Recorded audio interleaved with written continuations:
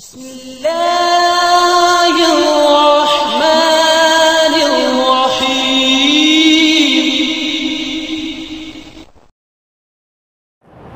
اس میں نصیحت عبرت ہے ہمارے حکمرانوں کے لیے، معاشرے کے جو طاقتور مالدار افراد ہیں ان کے لیے کہ آپ کسی کے ساتھ تعاون کریں اپنے تعارف کے بغیر رات کے اندھیرے میں کہ وہ آپ کو پہچان بھی نہ سکے اور آپ اس کے ساتھ مالی تعاون کریں۔ حضرات، حضرت عمر رضی اللہ تعالیٰ عنہ خلیفہ کیسے بنے، آخر میں یہ میں بات عرض کرنا چاہتا ہوں اور پھر آپ کی شہادت کی بات۔ نبی علیہ السلام آپ جب دنیا سے گئے تو آپ علیہ السلام کی عمر 63 سال تھی۔ ابو بکر صدیق رضی اللہ تعالیٰ عنہ کی عمر 61 سال تھی جب اللہ کے نبی دنیا سے گئے ہیں۔ 2 سال تک حضرت ابو بکر صدیق رضی اللہ تعالیٰ عنہ خلیفہ رہے ہیں اور حضرت ابو بکر صدیق رضی اللہ تعالیٰ عنہ تبھی فوت ہوئے ہیں۔ ان کو بخار چڑھا اور تیز بخار کی وجہ سے یہ دنیا سے چلے گئے۔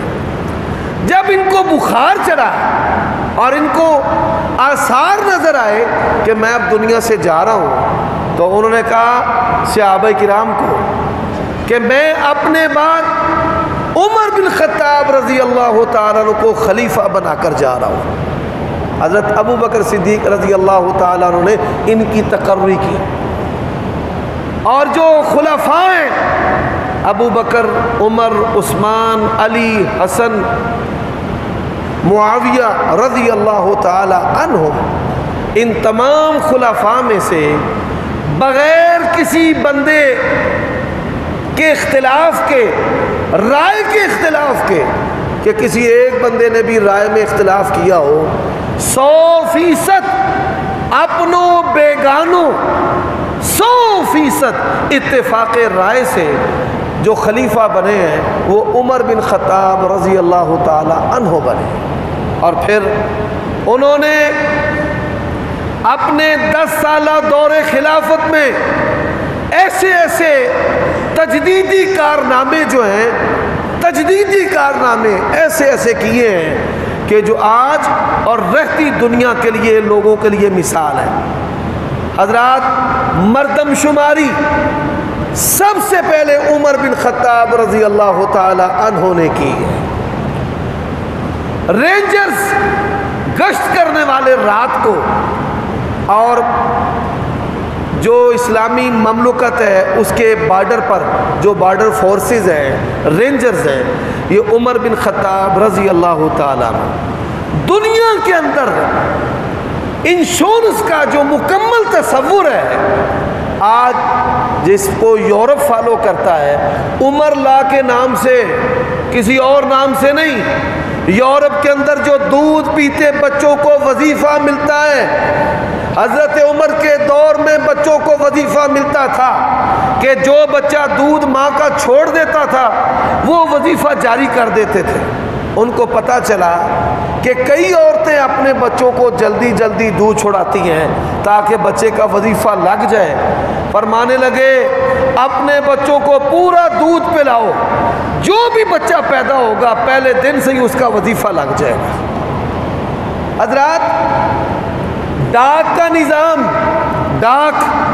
یہ ڈاک کا جو نظام ہے، اسی طرح پٹوار کا نظام، یہ کھیوٹ اور کھتونیاں، اسی طرح سنگ میل کا نظام، ایک شہر سے دوسرے شہر جاتے ہوئے کہ اتنی مسافت اور اتنے کوس اور اتنے میل ہے، یہ سنگ میل زمین کے اوپر لگانا، یہ بھی حضرت عمر بن خطاب رضی اللہ تعالیٰ عنہ کے نظام حکومت کے نمایاں کارناموں میں سے کارنامہ ہے۔ حضرات، اسی طرح کئی کافر ایسے ہیں جن کے مذہب میں شراب پینا جائز ہے۔ حضرت عمر وہ بندے ہیں جنہوں نے کہا کہ جو بندہ بھی ہماری مملکت کے اندر رہتا ہے، کوئی مسلمان ہے کوئی کافر ہے، شراب نہیں پی سکتا، خواہ اس کے نزدیک جائز بھی ہو۔ بالکل ایسے ہی کئی لوگ متع کی بات کرتے ہیں کہ وقتی نکاح ان کے مذہب میں جائز ہے، فرمانے لگے جو بھی کسی عورت سے وقتی نکاح کرے گا ہم اس کے اوپر زنا کی حد لگائیں گے.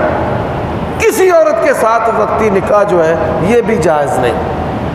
ایسے ہی نکاح اور طلاق اس کا اندراج یہ بھی حضرت عمر بن خطاب رضی اللہ تعالیٰ عنہ کے نمایاں کارناموں میں سے کارنامہ ہے. کرنسی اور یہ جو بانڈ ہے وارنٹی پیپر یہ بھی حضرت عمر رضی اللہ تعالیٰ عنہ کے دور میں غلے کی رسید ملتی تھی کہ آپ وہ رسید دے کر وہ بانڈ وہ نوٹ دے کر غلہ جو ہے وہ بیت المال سے حاصل کر سکتے ہیں. اللہ کے نبی نے فرمایا ایک وقت آئے گا میری امت میں کوئی زکوٰۃ لینے والا نہیں ملے گا. یہ دور حضرت عمر بن خطاب کا دور تھا. حضرت عمر بن خطاب کے دور میں کوئی مسلمان بھی زکوٰۃ لینے والا نہیں تھا.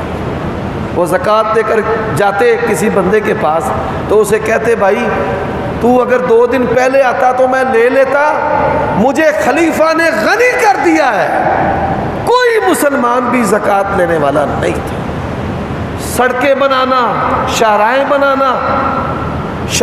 بنانا, سڑکیں بنانا, گلیاں, بارشی نظام, ایسے ہی ڈیم بنانا, فوج کو الگ شعبہ بنانا, جاسوسی کا نظام بنانا. آپ یہ سن کر حیران ہوں گے حضرت عمر رضی اللہ تعالیٰ عنہ رات کے اندھیرے میں کسی گھر میں بات چیت ہو رہی ہے. جاسوس نے خبر دیا کہ فلاں گھر میں لوگ جاگ رہے ہیں اور بات چیت ہو رہی ہے. چلے گئے, کان لگایا, رات کا پچھلا پیر تھا. تو انہوں پتہ ہے دودھ چون والے سحری دے وقت دودھ چونا شروع کر دینا. وہ سحری کا وقت تھا, سحری کا وقت. دودھ بیٹی نے دھویا, چویا اس نے. ماں کہہ رہی ہے پانی ملا. بیٹی کہہ رہی ہے نہیں, خلیفہ نے منع کیا ہے چیزوں میں ملاوٹ نہیں کرنی. حضرت عمر رضی اللہ تعالیٰ عنہ کے دور میں پابندی تھی کہ جو بندہ کھانے پینے کی چیزوں میں ملاوٹ کرے گا نا ہم اس کی گردن ماریں گے. کھانے پینے کی چیزوں میں ملاوٹ سے انسانوں کو نقصان ہوتا ہے, ملاوٹ نہیں کرنی. اس نے کہا خلیفہ نے منع کیا ہے. اس نے کہا خلیفہ تو نہیں دیکھ رہا. بیٹی نے کہا ماں خلیفہ تو نہیں دیکھ رہا لیکن اللہ تو دیکھ رہا ہے. اپنے غلام سے کہا اس کے گھر پر نشان لگا دو. نشان لگا دیا. جب صبح ہوئی ماں بیٹی کو طلب کر لیا. فرمایا اس لڑکی کی شادی ہوئی ہے؟ وہ کہنے لگے نہیں جی شادی نہیں ہوئی. اب بادشاہ ہو, خلیفہ ہو, 22 لاکھ مربع میل کا حاکم ہو اور ایک عام عورت جو گوالن دودھ بیچنے والی ہے. کہا تیری بیٹی کی شادی نہیں ہوئی؟ نہیں ہوئی. کہا اس سے میرے بیٹے کا نکاح ہوگا, میں اپنے بچے کا رشتہ اسے کرتا ہوں. کس بنیاد پہ؟ اس کی دینداری کی بنیاد پہ کہ رات کے اندھیرے میں اس نے کہا کہ ماں خلیفہ تو نہیں دیکھ رہا, اللہ دیکھ رہا ہے. ایسی عظیم عورت جو ہے اس کو اپنی بہو بنا کر, اپنے بیٹے کی بیوی بنا کر اپنے گھر میں لے آئے. تو میرے بھائی دنیا میں ان ہستیوں کی مثال نہیں ملتی. ان کے اوپر بات کرنا سورج پر تھوکنے کے مترادف ہے. اللہ تعالی ہمیں سمجھنے کی توفیق عطا فرمائے.